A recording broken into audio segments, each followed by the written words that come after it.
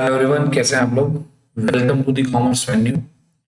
और बेटे आज हम लोग एक नया टॉपिक करने जा रहे हैं। है आपका डिबेंचर्स, और डिबेंचर्स का एक नया टॉपिक है issue of debenture as a collateral security. ठीक है, छोटा सा टॉपिक है, 3 मार्क्स का टॉपिक है और छोटी सी क्लास है। आप इस टॉपिक पे ध्यान देंगे, लेकिन कभी कभी छोटे छोटे टॉपिक की वजह से हमारे लॉन्ग क्वेश्चन बिगड़ जाते हैं। तो इसलिए इस टॉपिक को बहुत ध्यान से आप समझें, क्योंकि ये किसी लॉन्ग क्वेश्चन का भी पार्ट हो सकता है। ये बात पक्की है कि ये टॉपिक आपको 1 मार्क्स से लेकर 3 मार्क्स तक दिलवाने में हेल्प कर सकता है। अब सबसे पहले तो समझते हैं कि इस टॉपिक का सेंस क्या है। यहां पर एक टॉपिक मैंने लिखा कि हम डिबेंचर को इशू कर रहे हैं एज अ कोलेट्रल सिक्योरिटी। ठीक, लेकिन कोलेट्रल सिक्योरिटी का क्या मतलब होता है? देखिए, सिंपल सी बात है। कभी कभी कंपनियां बैंक से लोन लेने के लिए जब जाती हैं, तो बैंक से लोन लेने के लिए उन्हें कुछ ना कुछ मॉर्गेज करना पड़ता है, कुछ ना कुछ गिरवी रखना पड़ता है।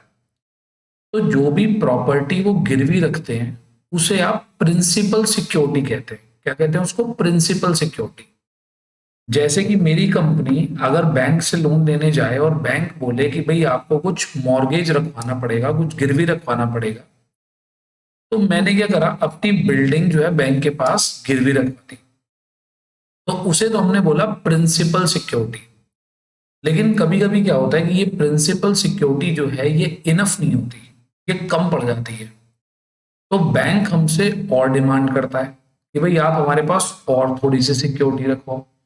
तो हम अपने खुद के डिवेंचर्स बैंक के पास एक तरीके से गिरवी रखवा देते हैं, जिसे हम बोलते हैं कि हमने डिवेंचर इशू करे हैं as a collateral security.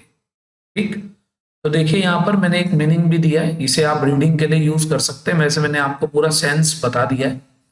A company में have to issue debenture as a subsidiary और सेकेंडरी सिक्योरिटी। जो हमने बिल्डिंग रखवाई थी वो तो हमारी प्राइमरी सिक्योरिटी थी, in addition to the principal security. Principal security के अलावा when it takes a loan from the bank और फ्रॉम अदर पार्टी, कहीं और से भी आप लोन ले सकते हैं। This is known as issue of debenture as a collateral security. बेटे एग्जाम में इसकी थ्योरी भी आ सकती है 1 मार्क में। ठीक है, कोई एमसीक्यू भी आ सकता है। करेक्ट, तो प्लीज आप इसका ध्यान रखिएगा। अब बात आती है कि अगर हम डिबेंचर किसी को दे रहे हैं, ठीक, तो उस चीज की हम एंट्री क्या बनाए। देखो, हम अपने डिबेंचर बेच तो रहे नहीं किसी को, हम तो सिंपल बात है कि मैंने आपसे लोन लिया, आपके पास मैंने गिरवी रखवा दी। वो डिबेंचर आप यूज तब करोगे जब एक तरीके से मैं अपना लोन रीपे नहीं कर पाऊंगा। ठीक है, तो चलिए अब आते हैं इसकी जर्नल एंट्री और इसके ट्रीटमेंट पर। अब देखिए, अगर मैंने अब इसके दो तरीके से हमारे यहाँ पर प्रेजेंटेशन है, सीबीएसई का सिलेबस कहता है कि इशू ऑफ डिबेंचर को आप दो तरीके से दिखा सकते हैं। बेटे कुछ लोगों का तो मानना है कि डिबेंचर अगर आप कोलेट्रल रखवा रहे हो तो मेथड नंबर 2 ये कहता है कि कोई एंट्री बनाने की जरूरत ही नहीं है। कहता कोई एंट्री मत बनाओ। क्यों? तुम डिबेंचर बेच नहीं रहे हो, तुम डिबेंचर केवल गिरवी रखवा रहे हो। उन डिबेंचर्स का यूज तो तब होगा जब तुम पे करोगे नहीं लोन को। तो कहते कि हमने केवल डिबेंचर रखने के लिए तो दिए हैं, हमने डिबेंचर बेचे नहीं है। तो मेथड नंबर 2 कहता है कि कोई एंट्री बनाने की जरूरत है ही नहीं। लेकिन मेथड नंबर 1 कहता है कि अगर आप डिबेंचर गिरवी रखवा रहे हैं तो एक आपको एंट्री बनानी है। ये एंट्री आपके सामने है, debenture suspense account debit to जो भी आपके डिबेंचर्स है। मान लीजिए 8% डिबेंचर है तो 8% डिबेंचर्स, जितने के भी जो भी डिबेंचर है, face value of debenture issued as collateral. ठीक, तो जो भी डिवेंचर आपने कोलेट्रल की तरह यूज करे उसकी फेस वैल्यू आप यहां पर लिख देते हैं। ठीक है, तो पहले आपने लोन लिया और फिर आपने डिवेंचर गिरवी रखवा दिए। अब हमारे सिलेबस में बेटे अगर 1 मार्क में आता है, 1 मार्क में तो केवल इसकी जर्नल एंट्री आती है। ठीक, और मेथड लिखा होगा कि कंपनी ने डिवेंचर गिरवी रखवाए जर्नल एंट्री पास की तो आपको ये एंट्री बनानी है, और अगर जर्नल एंट्री पास नहीं की तो आपको कोई भी एंट्री नहीं बनानी। चलिए बेटा, जब आगे आते हैं, अब अगर सपोज करिए कि आपका एग्जाम में क्वेश्चन केवल 1 मार्क की वेटेज का आता है, तो उसमें तो केवल आपसे पूछेगा जर्नल एंट्री। अगर जर्नल एंट्री के साथ साथ एक क्वेश्चन आता है जिसमें वो आपसे बैलेंस शीट की प्रेजेंटेशन भी पूछता है, बैलेंस शीट प्रेजेंटेशन, तो ये होगा 3 मार्क्स की वेटेज का। और इतना आसान क्वेश्चन है, कुछ नहीं है इस क्वेश्चन में, बिल्कुल आसान। एक केस मैंने आपके सामने लिखा और सिंपल सी बात है, हमने 15 लाख रुपीस का लोन लिया है स्टेट बैंक ऑफ इंडिया से against the security of tangible asset. बेटे टेंजिबल एसेट आप सब लोग समझते हैं, बिल्डिंग, फर्नीचर, स्टॉक, ऐसा कुछ। इसके अलावा in addition to principal security it issued 10,000 11% debentures of ₹100 each as collateral security. ठीक, pass necessary journal entries for the above transactions. Clear. अब हमें इन ट्रांजेक्शंस को जर्नल एंट्री में प्रेजेंट करना है। बेटा एक बात बताओ, सबसे पहली बात तो हमने बैंक से लोन लिया। बैंक से लोन लेने की एंट्री तो नॉर्मल सी एक एंट्री है कि बैंक में पैसे आ गए और टू बैंक लोन हमारी लायबिलिटी बढ़ गई। तो आप अपनी स्क्रीन पे देख सकते हैं, bank account debit to bank loan, ये हमारी फर्स्ट एंट्री बन गई। अब हमने डिवेंचर गिरवी रखवाए। बेटे कितने के डिवेंचर गिरवी रखवाए? 10,000 डिवेंचर से 100 रुपीज का एक है, कितने हो गए? 10 लाख। ठीक, मैंने अपने 10 लाख के डिवेंचर मॉर्गेज करवा दिए। एंट्री क्या करी? Debenture suspense account debit to 11% debentures. मतलब डिवेंचर सस्पेंस एक ऐसा अकाउंट हमने क्रिएट कर दिया जो एक फिक्सटिशियस अकाउंट है, एक झूठा अकाउंट है, इसका कोई अस्तित्व नहीं है, इसकी कोई लीगैलिटी नहीं है, ये कोई जरूरी नहीं है। हमें कुछ भी करना था डेबिट, तो हमने डिवेंचर सस्पेंस को डेबिट कर दिया। करेक्ट, क्योंकि डिवेंचर जा रहे हैं, बदले में आ तो कुछ रहा ही नहीं, तो मैंने एक फेक अकाउंट डेबिट कर दिया थोड़ी देर के लिए, जिसका नाम था डिवेंचर सस्पेंस अकाउंट। कल को जब बैंक हमारे डिवेंचर वापस कर देगा तो मैं इसी एंट्री को उल्टा कर दूंगा, debenture account debit to debenture suspense कर दूंगा। करेक्ट, तो ये हम एक फेक एंट्री बनाकर रख लेते हैं जिसका हमारे क्वेश्चन पे कोई इंपैक्ट नहीं आता। क्लियर, तो ये हमारी सेकेंड एंट्री हो गई। आई होप यहां तक की बात क्लियर है। अब आते हैं कि अगर हमें इसे बैलेंस शीट में प्रेजेंट करना पड़े तो हम बैलेंस शीट में इसे कैसे प्रेजेंट करते हैं।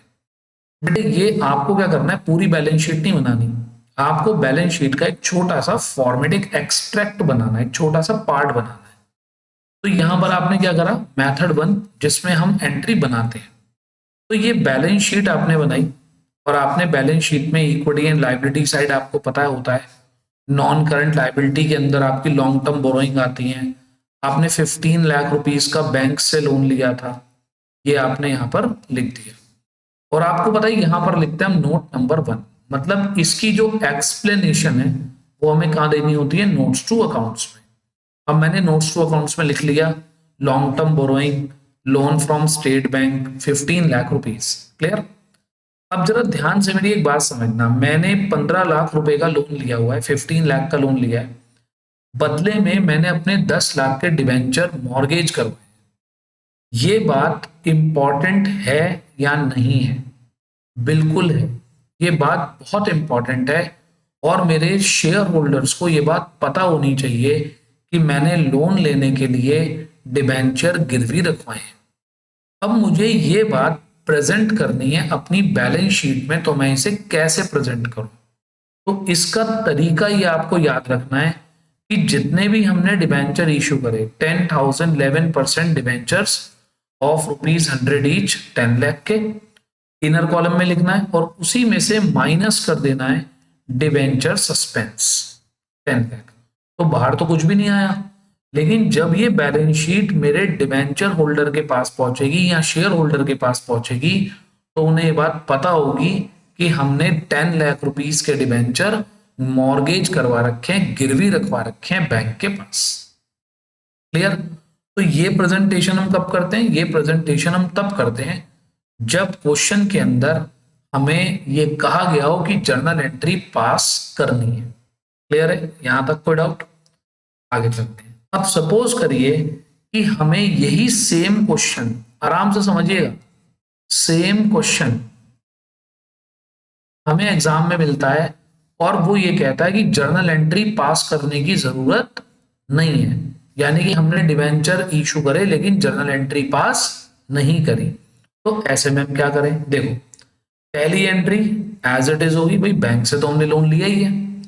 लेकिन वो कह रहा है, दूसरा मेथड ये कहता है कि हमें जर्नल एंट्री पास करने की जरूरत नहीं है, क्योंकि यहां पर हमने कोई डिवेंचर सेल आउट नहीं करे हैं, तो हम कोई डिवेंचर की एंट्री पास नहीं करेंगे। पहली बात।